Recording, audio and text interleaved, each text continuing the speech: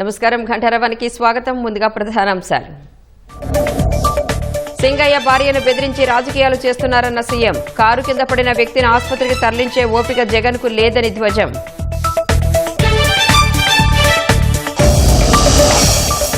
తెలంగాణ ప్రాజెక్టులను తాను ఎప్పుడూ వ్యతిరేకించలేదన్న చంద్రబాబు. బనకచెర్ల వల్ల ఎవరికీ నష్టం లేదని పునరుద్ఘాటన.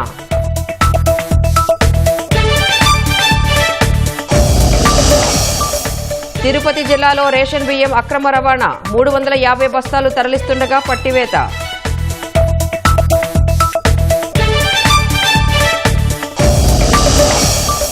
పోలవరం ప్రాజెక్టు వద్ద క్రమేపీ పెరుగుతున్న వరద. స్పిల్వే ఛానల్ ద్వారా నీటి విడుదల.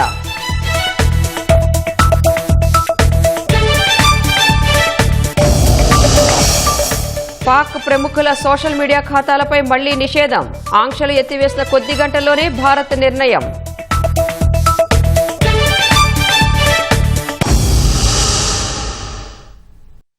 ఫెలోస్తో రాజకీయం చేయాల్సి వస్తోందని వైసీపీని ఉద్దేశించి సీఎం చంద్రబాబు మండిపడ్డారు. సింగయ్య చావుకు కారణం అవడమే కాక రివర్స్ లో ఆయన భార్యను బెదిరిస్తారా అని నిలదీశారు. అధికారంలో ఉండగా చిత్తూరు జిల్లా మామిడి రైతుల వద్ద కమిషన్లు కొట్టేసిన వైసీపీ నేతలు ఇప్పుడు వారిపై ప్రేమ వలకపోస్తున్నారని దుయ్యబట్టారు. బనకచెర్ల వల్ల తెలంగాణకు ఏమాత్రం నష్టం లేదని మరోసారి స్పష్టం చేశారు. వాళ్ళు సిండికేట్ అయ్యేది కాదు, ఇక్కడ డిమాండ్ సప్లై. సిండికేట్ అనేది అది సెకండ్ ఇష్యూ. మనం 4 రూపాయలు ఇచ్చినా మేము కొనలేమంటున్నారని మీరు అర్థం చేసుకోవాలి. రైతులు కూడా అర్థం చేసుకోవాలి. రాజకీయాలు ఎప్పుడూ ఉంటాయి. ఏమీ చేయని వాళ్ళు శివ రాజకీయాలు చేస్తూ ఉంటారు ఇప్పుడు నేను అడుగుతున్నా, ఎప్పుడన్నా 1 రూపాయి ఇచ్చారు చిత్తూరు రైతాంగానికి? ఎప్పుడన్నా కానీ డ్రిప్ ఇరిగేషన్ ఇచ్చారా? మరి వీడు మాట్లాడడం ఏంటి? బలవంతంగా చేసి దాంట్లో కూడా కమిషన్లు కొట్టిన వాళ్ళు వచ్చి మాట్లాడుతున్నారు. కమిషన్లు వాటాలు తీసుకున్న వాళ్ళు వచ్చి మాట్లాడుతున్నారు. ఇప్పుడు ఎంత అజిటేషన్ అయింది రైతుల్లో. మా దీన్ని బలవంతంగా చేస్తున్నారు, వాటాలు తీసుకుంటున్నారు, మాకు వచ్చే డబ్బులు వీళ్ళు కొట్టేస్తున్నారని కూడా పెద్ద గొడవలైనాయి. నేను నా రాజకీయ జీవితంలో ఎప్పుడు కూడా రాజకీయం ఫేక్ ఫెలోస్తో రాజకీయం చేయాల. వీళ్ళు ఫేక్, అవాస్తవాన్ని వాస్తవం చేయడానికే ప్రయత్నం చేస్తారు. సింగయ్య కారు కింద పడ్డాడు, క్లియర్గా ఉంది. కనీసం నువ్వు నిలబడకుండా నీ మనుషులు అక్కడ ఒక కుక్క పిల్లల మారి తీసి రోడ్డు మీద పక్కన బారేసి చెట్ల కింద బారేసి మీరు వెళ్ళిపోయారంటే, కంపల్లో బారేసి మానవత్వం ఉందా మీకు? ఇప్పుడు ఆ అమ్మాయిని పిలిపించి బెదిరించి దాన్ని రాజకీయం చేయాలని చూస్తున్నారంటే వీళ్ళు మనుషులా? వీళ్ళు అదే ఈ ప్రజానీకం అర్థం చేసుకోవాల్సిన అవసరం ఉంది. ఇప్పుడు నేను అడుగుతున్నా, వీళ్ళు చేసే నేరాలు మామూలు రౌడీలు అయితే వదిలిపెడతామండి? 2 నిమిషాల్లో కుక్కను గొడ్లు కొట్టి లోపల వేసేవాళ్ళం. అన్ని అరాచకాలు చేయడం మంచిది కాదు. ఆ అరాచకాలు చేసి రాష్ట్రానికే ఒక పెను సవాలుగా తయారయ్యారు. రాజకీయాలకే ఒక చీడ పురుగుల మారిగా తయారయ్యే పరిస్థితి వచ్చారు.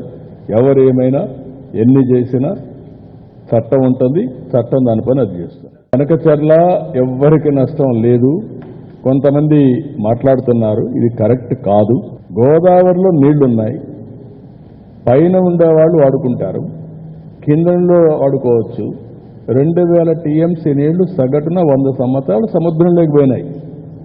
సముద్రంలోకి పోయే నీళ్లు ఒక 200 టీఎంసీ ఇక్కడ కానీ అక్కడ కానీ వాడుకుంటే రాష్ట్రాలు బాగుపడతాయి, తెలుగు కమ్యూనిటీ బాగుపడుతుంది, నీటి సమస్య పరిష్కారం అవుతుంది. ఆ విషయమే నేను పదే చెప్తున్నా. ఎవ్వరికీ నష్టం లేదు. నేను తెలంగాణలో ఉండే ప్రాజెక్ట్స్ గోదావరి పైన ఎప్పుడు అపోజ్ చేయలేదు, అపోజ్ చేయను కూడా. తిరుపతి జిల్లా నాయుడుపేట సమీపంలోని జాతీయ రహదారిపై 350 బస్తాల రేషన్ బియ్యంతో వెళుతున్న లారీని పోలీసులు స్వాధీనం చేసుకున్నారు. శ్రీకాళహస్తి నుంచి నెల్లూరుకు రేషన్ బియ్యాన్ని అక్రమంగా రవాణా చేస్తుండగా పోలీసులు పట్టుకున్నారు. సీఐ బాబీ ఘటనా స్థలానికి చేరుకుని డ్రైవర్ను ప్రశ్నించి వివరాలు ఆరా తీశారు. 350 బస్తాల రేషన్ బియ్యాన్ని పౌర సరఫరాల శాఖ అధికారులకు అప్పగించారు.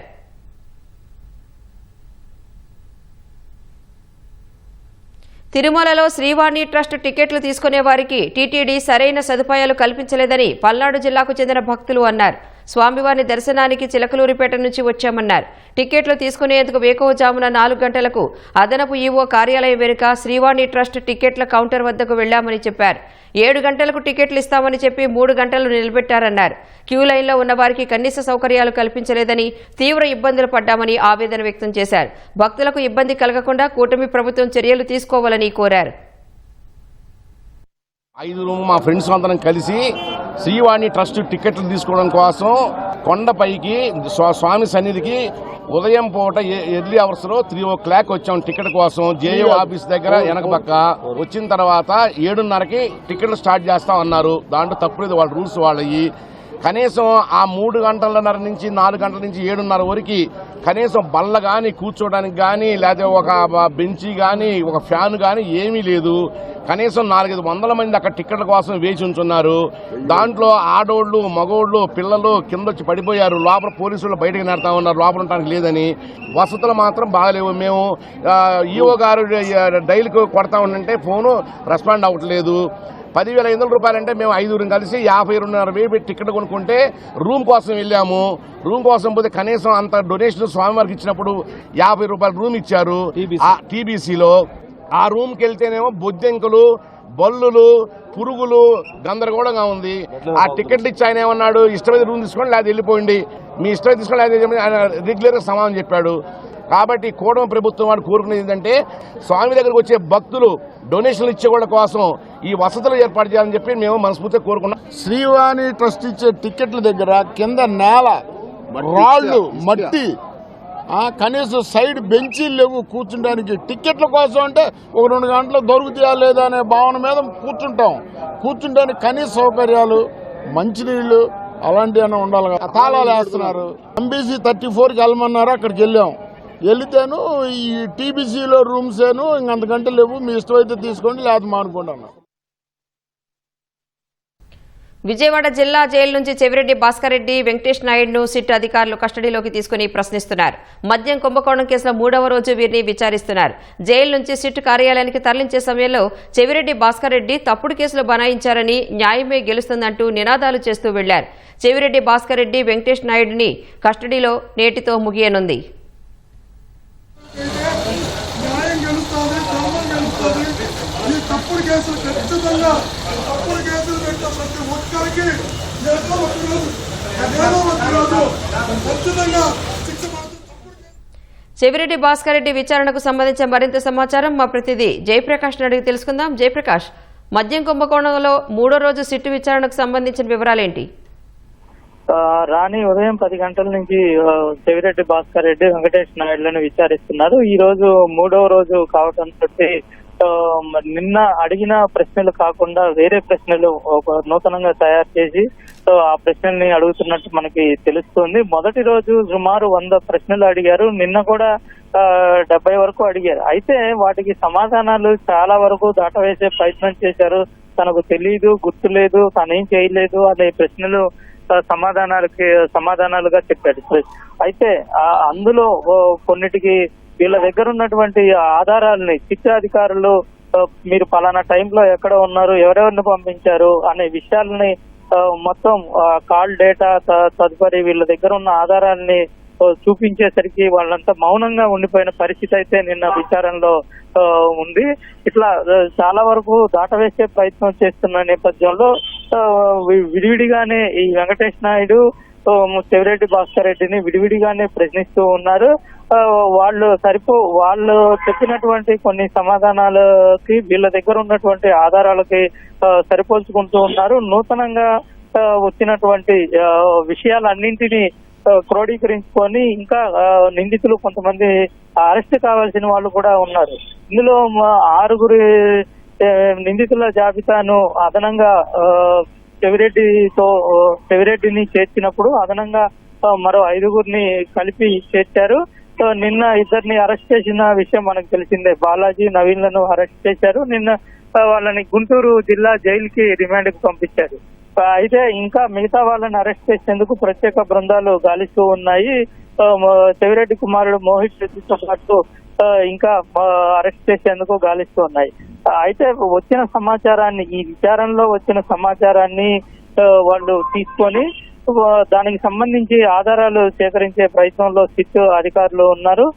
దీంతో వాళ్ళకి ఇప్పటి వరకు 11 మంది నిందితులు అరెస్ట్ అయ్యారు. ఇందులో దీంతో పాటు సుమారు 150 మందికి పైగా సాక్షుల్ని, అనుమానితులను విచారించిన పరిస్థితి ఉంది. సిట్ దగ్గర చాలా సమాచారం ఉంది, ఆధారాలు కూడా సాంకేతిక పరిజ్ఞానంతో అదే విధంగా ఇందులో కొంతమంది నేరుగా వాళ్ళు సాక్షులుగా ఉండి వాళ్ళు సమాచారం ఇచ్చిన 164 స్టేట్మెంట్ అదే విధంగా మిగతా స్టేట్మెంట్లను ఆధారంగా ఎక్కడెక్కడ వీళ్ళు రవాణా చేశారు, ఎప్పుడు ఈ మద్యం కుంభకోణానికి సంబంధించినటువంటి నగదుని రవాణా చేశారు, ఎక్కడ నిల్వ చేశారు అనే విషయాలన్నింటినీ రాబడుతూ ఉన్నారు. అయితే నిందితుల నుంచి కొంత సమాధానాలు రావాల్సి ఉంది. వీళ్ళ దగ్గర ఉన్న వాటిని వాళ్ళ దగ్గర నుంచి వచ్చినటువంటి సమాధానం సరిపూల్చుకొని వాటిని రీకన్స్ట్రక్ట్ చేసుకోవాల్సిన అవసరం అయితే ప్రతి కేసులో ఉంటుంది. అదే ఇప్పుడు పోలీసుల సిట్ అధికారులకు కొంత భారంగా మారుతుందని చెప్పుకోవచ్చు. అయితే నగదును ఎక్కడికి చేర్చారు, ఎవరికి చేర్చారు, ఎవరెవరు ఇందులో పాల్గొన్నారు, ఇటువంటి విషయాలన్నిటినీ సిట్ వద్ద ఉండటంతో వీళ్ళు అబద్ధం చెప్పినా సరే దానికి సంబంధించిన ఆధారాలు చూపిస్తూ ఉన్నారు. ఈ రోజు సాయంత్రం వరకు విచారణ అయితే కొనసాగుతుంది. రాణి, ధన్యవాదాలు జయప్రకాష్. గత ప్రభుత్వ హయాంలో టీటీడీలో జరిగిన అక్రమాలు అవినీతిపై సీఎం చంద్రబాబుకు లేఖ రాస్తానని తెలంగాణ ఎంపీ లక్ష్మణ్ అన్నారు. పుట్టినరోజు సందర్భంగా తిరుమల శ్రీవారిని దర్శించుకున్నారు. కుటుంబ సభ్యులతో కలిసి స్వామివారి సేవలో పాల్గొన్నారు. శ్రీవారికి మొక్కులు చెల్లించుకున్నారు. గత వైసీపీ హయాంలో ఆయుర్వేద మందుల తయారీకి నాసిరకం యంత్రాలు కొన్నారని దానిపై చర్యలు తీసుకోవాలని కోరారు. దురదృష్టవశాత్తు గతంలో ఉన్నటువంటి ప్రభుత్వము, గతంలో బోర్డు కూడా అనేకమైనటువంటి అవకతవకలకు ఈ యొక్క పవిత్రమైనటువంటి ఆలయాన్ని కూడా ఏ రకంగా మరి వారు అవినీతిమయం చేశారో ఈరోజు కూడా ప్రజలు, భక్తులు తీవ్ర ఆవేదన వ్యక్తం చేస్తున్నారు. ముఖ్యమంత్రి చంద్రబాబు నాయుడు గారు ఇవాళ తిరుపతి అభివృద్ధి కోసము లేదా ఈ బోర్డు కూడా అనేక చర్యలు తీసుకుంటున్నప్పటికీ మరి గతంలో జరిగినటువంటి అవకతవకల పట్ల, మరి అవినీతి పట్ల పూర్తి స్థాయిలో ప్రస్తుత ప్రభుత్వము మరి విచారణ జరిపించే చర్యలు తీసుకోవాల్సిన అవసరం ఉందని చెప్పి భక్తులు భావిస్తా ఉన్నారు. నెల్లూరు జిల్లాలోని కొన్ని పెట్రోల్ బంకుల్లో నిర్వాహకులు వినియోగదారులను బురిడీ కొట్టిస్తున్నారు. బుచ్చిరెడ్డిపాలెంలోని హెచ్పీ పెట్రోల్ బంకులో తన ద్విచక్ర వాహనంలో 400 రూపాయలకు పెట్రోల్ పట్టిస్తే 1/2 లీటర్ మాత్రమే వచ్చిందని వాహనదారుడు ఆరోపించారు. అనుమానం వచ్చి బైక్లో ఉన్న పెట్రోల్ను బకెట్లోకి తీసి చూడగా భాగోతం బయటపడిందని ఆవేదన వ్యక్తం చేశారు. పెట్రోల్ తక్కువ రావడంపై సిబ్బందిని ప్రశ్నించగా వారు సరైన సమాధానం కూడా చెప్పలేదన్నారు. అధికారుల పర్యవేక్షణ లేకపోవడంతో పెట్రోల్ బంకుల్లో మోసాలకు పాల్పడుతున్నారని వినియోగదారులు ఆవేదన వ్యక్తం చేస్తున్నారు. 400 రూపాయలు పెట్రోల్ పట్టిస్తే ఎంత వచ్చింది? 1/2 లీటర్ పెట్రోల్ వచ్చింది. ఇంట్లో నువ్వే పట్టింది చూద్దురా. ఏది గురువు ఏంది? నేను చూసుకోకుండా వెళ్ళిపోయి ఉంటాను. నీకు చూపించావు 1/2 లీటర్ పెట్రోల్ వచ్చిందా లేదా చూద్దురా. నీకు 400 పట్టమన్నప్పుడు 1/2 లీటర్. కృష్ణా జిల్లా గన్నవరం సబ్ రిజిస్ట్రార్ కార్యాలయంలో చోరీ జరిగింది. దుండగులు కార్యాలయ తాళాలు పగలగొట్టి లోపలికి ప్రవేశించి స్టాంప్ పత్రాలతో పాటు ఇతర సామగ్రిని ఎత్తుకెళ్లారు. సమాచారం అందుకున్న పోలీసులు ఘటనా స్థలాన్ని పరిశీలించి క్లూస్ టీం సాయంతో దర్యాప్తు చేస్తున్నారు.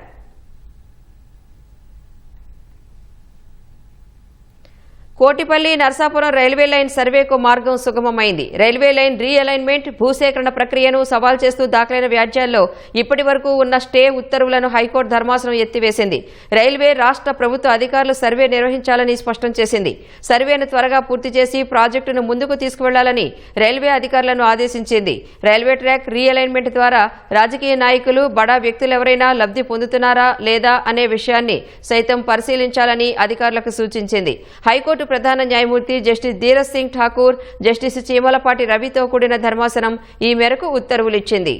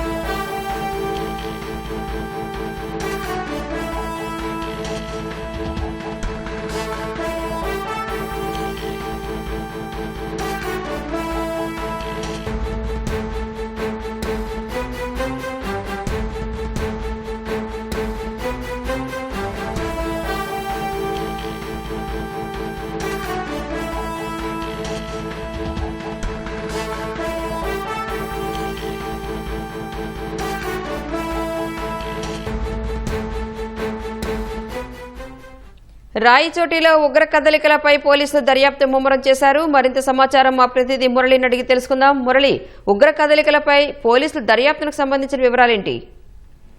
రాణి, అన్నమయ్య జిల్లా కేంద్రం రాయచోటిలో 3 రోజుల కిందట ఇద్దరు ఉగ్రవాదులను ఐబీ పోలీసులు అరెస్ట్ చేసి చెన్నై తీసుకెళ్లిన ఘటనలో జిల్లా పోలీసులు దర్యాప్తు ముమ్మరం చేశారు. 3 రోజుల నుంచి కూడా రాయచోటి కొత్తపల్లి ప్రాంతంలో నివాసం ఉంటున్నటువంటి ఉగ్రవాదులు అబూబకర్ సిద్దికి అలియాస్ అమానుల్లా, ఆయన సోదరుడు షేక్ మన్సూర్ అలీ ఇళ్లలో సోదాలు నిర్వహించి అనేక మందుగుండు సామాగ్రి, పేలుడు పదార్థాలు, ఎలక్ట్రిక్ వైర్లు అన్ని కూడా స్వాధీనం చేసుకున్నారు. ప్రధానంగా అబూబకర్ సిద్దికి తమిళనాడులో జరిగినటువంటి వరుస బాంబు పేలుళ్ల కేసులో ప్రధాన నిందితుడిగా ఉన్నటువంటి అబూబకర్ సిద్దికి 30 ఏళ్లుగా తప్పించుకొని తిరుగుతూ మోస్ట్ వాంటెడ్ క్రిమినల్ గా ఉన్నారు. అబూబకర్ సిద్దికి రాయచోటిలోనే 30 ఏళ్ల పాటు ఇక్కడ స్థావరాలు ఏర్పాటు చేసుకుని చీరల వ్యాపారం చేసుకుంటూ తెర వెనుక ఈ పేలుడు పదార్థాలను తయారు చేయడంలో సిద్ధాస్తుడని కూడా పోలీసులు ప్రాథమికంగా గుర్తించారు.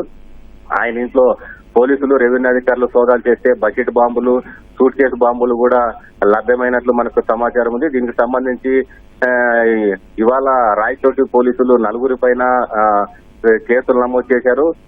రాయచోటి అర్బన్ పోలీస్ స్టేషన్ లో అబూబకర్ సిద్దికి క్రైమ్ నంబర్ 363/2025 కింద A1 గా అబూబకర్ సిద్దికి అలియాస్ అమానుల్లా, ఆయన భార్య షేక్ సైరాబాని పైన కేసులు నమోదు చేశారు. మరో కేసు క్రైమ్ నంబర్ 364/2025 కింద షేక్ మన్సూర్ అలీ, ఆయన భార్య షేక్ షమీంల పైన కేసులు నమోదు చేశారు. వీరి 4 పైన ఎక్స్ప్లోజివ్ సబ్స్టాన్స్ యాక్ట్, ఉపా యాక్ట్, అదేవిధంగా ఆర్మ్స్ యాక్ట్ తో పాటు బిఎన్ఎస్ యాక్టుల కింద కూడా పోలీసులు కేసులు నమోదు చేశారు. కొద్దిసేపటి క్రితమే ఈ అబూబకర్ సిద్దికి భార్య షేక్ సైరాబాను, అదేవిధంగా షేక్ మన్సూర్ అలీ భార్య షేక్ షమీములను ఇద్దరిని కూడా రాయచోటి కోర్టులో హాజరుపరిచారు. వాళ్ళని మరి కాసేపట్లో రిమాండ్ విధించేటువంటి అవకాశం ఉంది. దీనికి సంబంధించి అనేక కీలకమైన ఆధారాలను కూడా పోలీసులు సేకరించినట్లు తెలుస్తుంది. వీళ్ళు ఎలక్ట్రికల్ పరికరాలు, ఎలక్ట్రానిక్స్ అన్ని కూడా వివిధ ఆన్లైన్ పోర్టల్ ద్వారా తెప్పించుకొని పేలుడు పదార్థాలు తయారు చేస్తున్నారనేది కూడా ప్రాథమికంగా గుర్తించారు. ఆధారాలన్నీ కూడా స్వాధీనం చేసుకున్నారు. ఇవాళ సాయంత్రం 4 గంటలకి ఈ ఉగ్రవాదుల స్థావరాల పైన 30 ఏళ్లుగా ఇక్కడ ఎందుకున్నారు, ఎవరు ఆశ్రయం కల్పించారనే దానిపైన కర్నూలు రేంజ్ డిఐజీ కోయ ప్రవీణ్, జిల్లా ఎస్పీ విద్యాసాగర్ నాయుడు మీడియా సమావేశం కూడా నిర్వహిస్తున్నారు. ఈ సమావేశంలో కీలకమైనటువంటి అంశాలన్నీ కూడా వాళ్ళు మీడియా ముందు ప్రస్తావించేటువంటి అవకాశం ఉంది. ఇప్పటికైతే ఈ ఇద్దరు ఉగ్రవాదులకు సంబంధించినటువంటి ఇద్దరు భార్యలను కూడా అరెస్ట్ చేసి కోర్టులో హాజరుపరిచారు. దీని వెనక ఉన్నటువంటి సూత్రధారులు, పాత్రధారులు, వీరికి ఆశ్రయం కల్పించిన వారందరిపైన కూడా పోలీసులు దర్యాప్తు కొనసాగిస్తున్నారు. రాణి, ధన్యవాదాలు మురళి.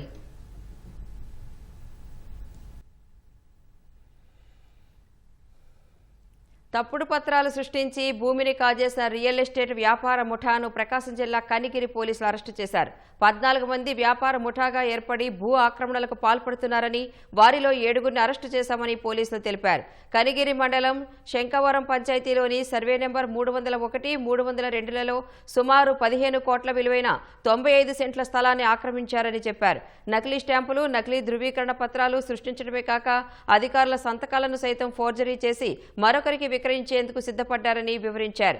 నిందితుల నుంచి అనధికార స్టాంపులు, నకిలీ ధృవీకరణ పత్రాలు స్వాధీనం చేసుకున్నామని కనిగిరి డీఎస్పీ సాయి ఈశ్వర్ యశ్వంత్ తెలిపారు. కనిగిరిలోని శంకవరం గ్రామ పరిధిలో ఉన్నటువంటి 301, 302 సర్వే నెంబర్స్ లో వీళ్ళు పొలంరెడ్డి మాలకొండారెడ్డి అనేటటువంటి పర్సన్ వీ ల్యాండ్. దీనికి సంబంధించినటువంటి ఫేక్ డాక్యుమెంట్స్ ని క్రియేట్ చేసి దాన్ని మళ్ళీ సబ్ ప్లాట్స్ గా విభజించి రియల్ ఎస్టేట్ చేసి డబ్బులు ఆర్జించాలనేటువంటి దురుద్దేశంతో ఒక 14 మంది కలిసి ఈ ఫ్రాడ్ అనేది చేయడం జరిగింది. దీంట్లో మనం ఆల్రెడీ 7 మందిని అరెస్ట్ చేశాము. కనిగిరిలో రియల్ ఎస్టేట్ కి సంబంధించినటువంటి కంప్లైంట్స్ చాలా వస్తున్నాయి. ప్రతి ఒక్కరు కూడా భూమి కొనేటప్పుడు ఆ ల్యాండ్ కి సంబంధించిన డాక్యుమెంట్స్ ఉన్నాయా లేవో ప్రాపర్ గా చెక్ చేసుకున్న తర్వాత మాత్రమే భూమిని కొనాలి. విజయవాడ క్యాంపు కార్యాలయంలో ఉత్తరాంధ్ర సాగునీటి ప్రాజెక్టులపై మంత్రి నిమ్మల రామానాయుడు సమీక్ష నిర్వహించారు.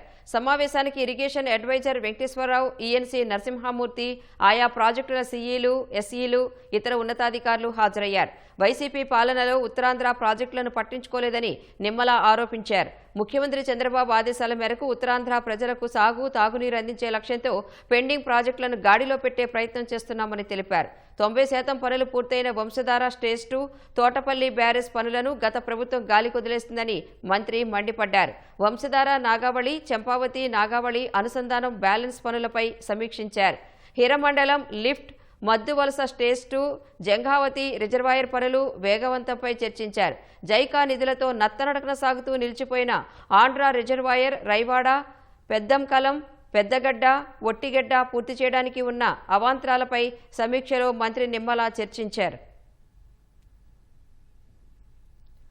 పోలవరం ప్రాజెక్టు వద్ద గోదావరి వరద క్రమేపీ పెరుగుతోంది. స్పిల్వే ఎగువన 27.230 మీటర్ల నీటి మట్టం ఉండగా దిగువన 18 మీటర్లకు చేరింది. 48 గేట్ల నుంచి 113,436 క్యూసెక్లను స్పిల్వే ఛానల్ ద్వారా తిరిగి గోదావరిలోకి వదులుతున్నారు. భారీ వాహనాలు రాకపోకల కోసం మహానందీశ్వర స్వామి ఆలయానికి వెళ్లే మార్గంలో వేసిన రహదారి నీట మునిగింది. పోలవరం, గోటాల గ్రామాల మధ్యలో ఇసుక తిన్నెలు క్రమేపీ నీట మునుగుతున్నాయి.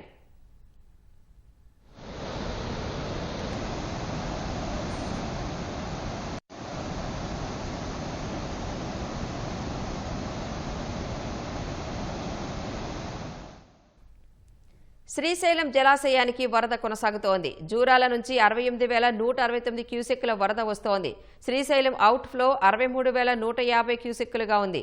ఎడమగట్టు విద్యుత్ కేంద్రం నుంచి 35,315 క్యూసెక్కులు, కుడిగట్టు విద్యుత్ కేంద్రం నుంచి 27,835 క్యూసెక్కుల నీటిని దిగువకు విడుదల చేస్తున్నారు. శ్రీశైలం జలాశయం పూర్తిస్థాయి నీటి మట్టం 885 అడుగులు కాగా ప్రస్తుతం జలాశయంలో 875.6 అడుగులకు నీరు చేరింది. ప్రాజెక్టులో పూర్తిస్థాయి నీటి నిల్వ 215.80 టీఎంసీలు కాగా ప్రస్తుత నీటి నిల్వ 166.31 టీఎంసీలుగా ఉంది.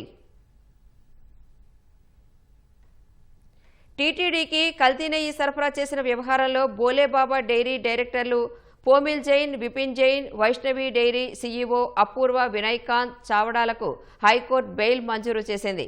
దర్యాప్తు అధికారి కోరినప్పుడు విచారణకు హాజరు కావాలని, దర్యాప్తునకు సహకరించాలని పిటిషనర్లను ఆదేశించింది. టీటీడీకి కల్తీ నెయ్యి సరఫరా చేసిన వ్యవహారంలో వీరు జ్యుడిషియల్ కస్టడీలో ఉన్నారు. వీరి పిటిషన్లపై విచారణ జరిపిన హైకోర్టు బెయిల్ మంజూరు చేసింది.